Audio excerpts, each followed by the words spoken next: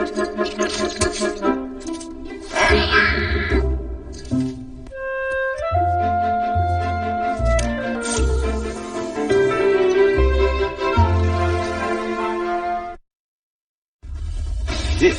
is SportsCenter at 9. Giving thanks, getting even. How Zeke, Dak, and a healthy helping of Amari Cooper stuffed Washington's D for a share of the NFC East lead. Bears don't skip a beat in Motown. Backup Chase Daniel, career day plus feeling the breeze. We're live with the Saints and Falcons. And getting you ready for rivalry week. How Michigan knocks off Ohio State in the best of the Iron Bowl. That's all coming up on SportsCenter.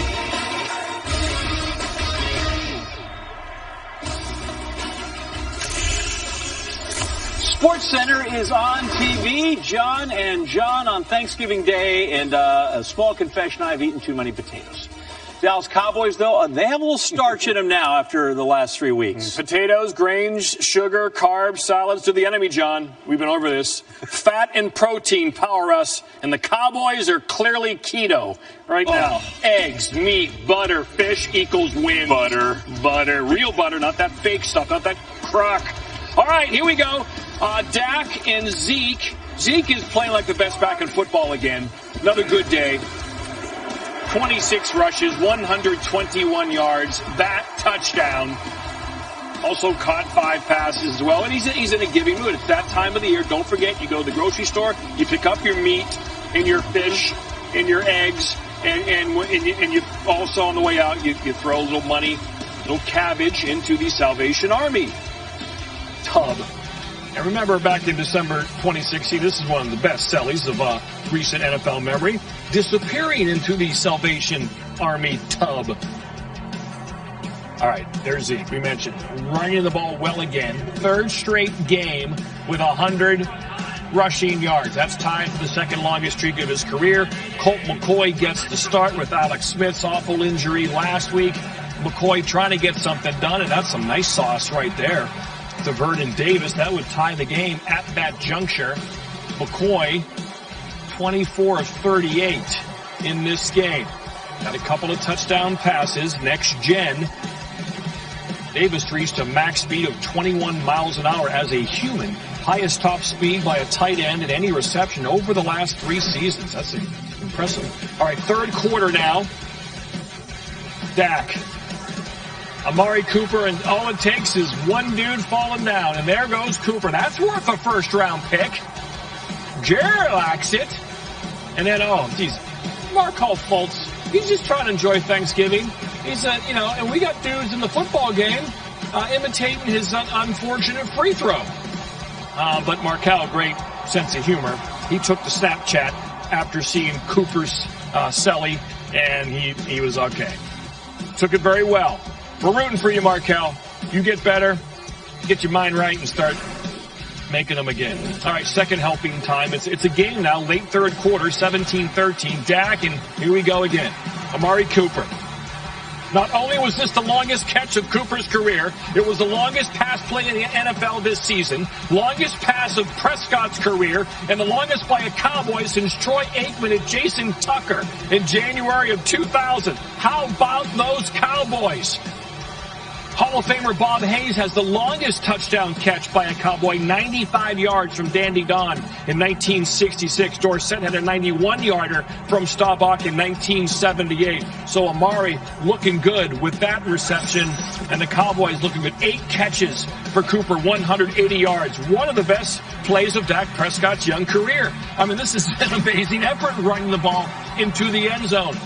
Good day for Dak. Quarterback rating 121.6.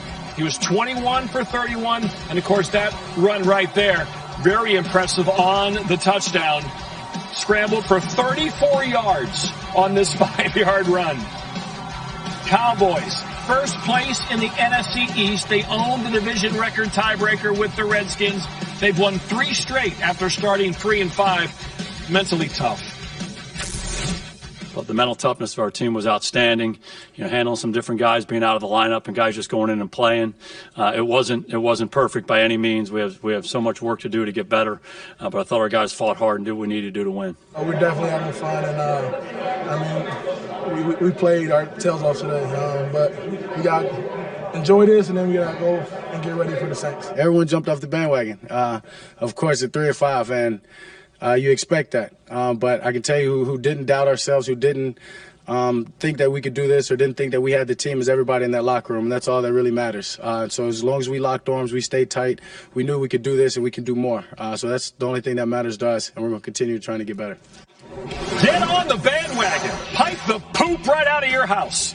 History of the World Part 1. All right, you can see they're really good at home this year, the Cowboys, 4-1, so they got to do it in a row. They're 2-5, but we're focusing on the last 3 games, 3-0. Again, they have the first place tiebreaker. Their next 3 games, home Saints, that'll be tough. Home Eagles. Eagles are kind of back in this thing now, even though they haven't played well. And then at Colts. So 3 good challenges for the Cowboys in the next 3, John Anderson. Frustrating as hell, man. We lose 2 games in a row because of the defense. Ain't no damn offense, man. Defense. We lost the game. We lost the game on defense. 2 weeks in a row. Defense. If you want to be a championship defense, you got to hold that weight on your back. That's the weight you got to hold if you want to be a championship defense. If you want to be a regular defense, then it don't mean much to you. But until you have that championship mentality as a defender, you know, happen like that. Week in, week out when you play good teams. That's why we don't get respect as a Redskins. We don't do the simple right. You know, we do the simple right. I guarantee you we get respect. So we don't need no damn respect. I see why we get disrespected, you know, because we don't win the big game. He puts the swear in Swearinger. Here's, again, an updated look at that NFC East. Cowboys own the tiebreaker. Redskins are currently in the 7th spot in the NFC, so they're out of the playoffs as of right now. Vikings, Panthers, 2 wild card spots. Cowboys, again, have the Saints next. Washington, Philadelphia. Monday Night Football, December the 3rd. A must-one for Washington. I'm here with my atomic dog, Derek Woodson. Street Collins. You spent 12 years with the Cowboys, so you're used to working on Thanksgiving Day. The rest of us all complain about it. The Pokes, 3 wins in a row. I'm going to ask you what's good here, because I know we got Dak and we've got Zeke and we have but I refuse to call them the triplets out of respect to you in that ball game, right? Those guys are in the Hall of Fame. Yes. But these 3 did some nice work. They did. They went out and got Amari Cooper for this simple reason. They played the Redskins on October 21st. Mm-hmm. They didn't have any explosive plays by their outside guys. So Jerry gets on the phone, gets this trade. They say, hey, we got to get Amari Cooper in. And one thing he does, he opens things up. And this is early on in this game where they get the motion across. But to watch the wide receivers up top, they clear out the way. They run their routes acting like it's a pass play. That opens up the hole here. Great block by the offensive line. And then the one-on-one. They want to get Zeke on one-on-one with the safeties, and he's going to win that battle. But here's Amari Cooper, the guy they've been waiting on to come in and make the explosive plays. He's getting doubled on this, and Dak does a great job of throwing in the window, making this catch, but stops on a dime. This is what you want from this kid. Stops on a dime, gets back upfield. The explosive plays is what's been missing in this with this offense.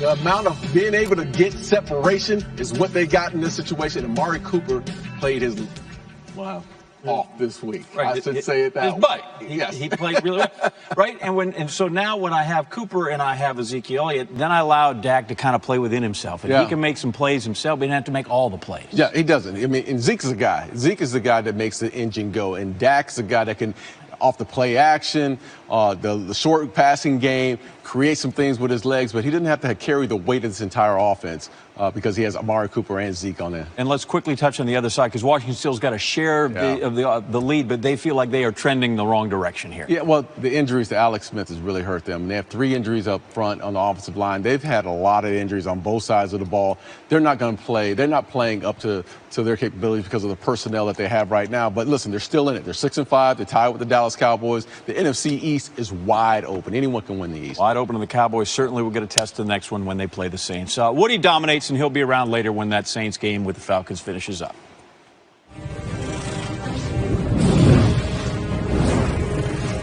It's the first ever 1-versus-2 collision in this rivalry to the winner, the BCS championship game in Glendale, Arizona. Wide open again. Touchdown, Ohio State. Breaking free again. It's Antonio Pittman. Forward into the end zone. Touchdown, Michigan. Michael Hart. End zone. Got it. Ohio State will play for a national championship. The Buckeyes beat their arch rival again. If there is a singular beauty to the Michigan-Ohio State rivalry, it's that both schools fully admit what's at stake. Everything. It's not just another game. And no self-respecting Wolverine or Buckeye would ever suggest or pretend otherwise. Now, sure, there are all kinds of things at stake. Big Ten division titles, potential spots in the college football playoff. But those are secondary to the only real reason this game is important. Beating the other team that you detest for their arrogance and excellence, obnoxiousness, inferiority, and their position on the wrong side of the border. Oh yeah, good time Saturday. This is the rivalry, you know. It's blue, it's red, and no one likes each other on either side of the ball. It doesn't get no better than this right here, Michigan versus the team up north. When you come to Michigan, you adopt that distaste for Ohio State real quickly. You know what this week signifies, all the M's that are crossed out across the university. This is the game you prepare for. This is the game that you circle. You got a name for it, the game. I grew up in this great state. I grew up a Buckeye as long as I can remember. And I just want to do people right for this game. The tradition of this game and playing in it, you know you have an incredible responsibility to play your best game. Keeper. Hit! Right at the marker. The spot will decide it. It looks like it's a first down. It is. My view of the first down was it was that short. Back in the 80s, 90s, we used to lose and now we're on a streak. Well, we're just winning. And we don't want to let that streak end. We're both in a position where it's win and move on or lose or go home. You're 10-1, they're 10-1. You better play your best game because it's a Big Ten championship on the line. It's a battle. It's dirty, it's grimy. It's for everything. Everything's on the line at the end of the season. It's nasty, it's tough, but at the end of the day, respect is paramount. Look at our boy Chuck Woodson getting into it. Well, after losing all four of its high-profile conference matchups 2017, Michigan out to repay. They got some vengeance this season. The Wolverines have won by 14 or more points against Wisconsin, Sparty, Penn State, and now, of course, they head to Columbus Saturday for the final regular season test. Trevor Maddich scouts out the game in Columbus. Too often, the Ohio State run game disappears. Now, there are a number of reasons, but it starts with the fact that defenses don't fear quarterback Dwayne Haskins as an outside running threat, so they constrict the interior rush lanes from the outside in. Now, this guy will turn his shoulders and sprint inside as soon as he sees the zone read mesh. So you'd think Haskins would take it himself, but the defense doesn't worry about that because Haskins isn't really a dynamic runner. So then you think that the answer would be send the running backs outside. And then we come to the real problem. They keep missing one guy at the point of attack. Now, if they block this guy, everything else is in place for a 70-yard touchdown. But by not blocking the last guy, instead of a touchdown, it's a tackle for loss. Another look shows how agonizingly close they are on a repeated basis. The crackback block hesitates a beat. That allows one guy to penetrate and look at the missed opportunity. Block that guy, and it's another long touchdown run. But don't block him, and it's another frustration. Now, it's not just the receivers that do this. The tight ends and offensive line take their turns as well, and it creates tremendous frustration for Urban Meyer. Well, Meyer called more quarterback runs for Haskins last week against Maryland. It helped against the Terps, but it won't against the Wolverines. They would love for Haskins to carry the ball instead of the likes of J.K. Dobbins, Mike Weber, Paris Campbell. Now, the only hope for Ohio State to move the ball on the ground in their biggest game of the year is to block that last guy.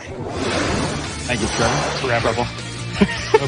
Quarterback Haskins has been ineffective running the ball. He certainly was in the first 10 games this season, just 34 yards on the ground, average less than a yard per rush. He was great against Maryland, and they certainly needed to carry the ball 15 times with an average of close to 4 yards per carry. And as you see, 3 rushing touchdowns in that game alone as opposed to 1 in the first 10. And Urban Meyer said that was a huge part of the difference. That guy went out and ground out some really tough yards when they needed it. All right, if you don't know Bo, you don't know the Iron Bowl, the comeback, the kick six. All the